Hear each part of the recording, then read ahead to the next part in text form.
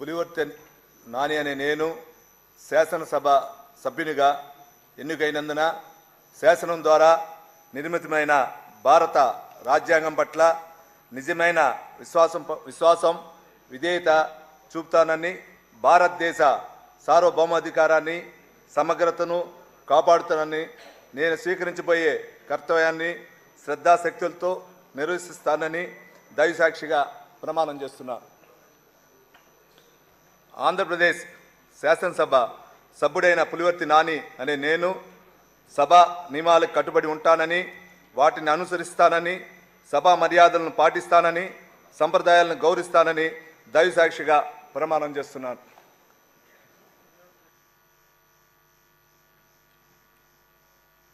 Shri Narayana Reddy Kandula.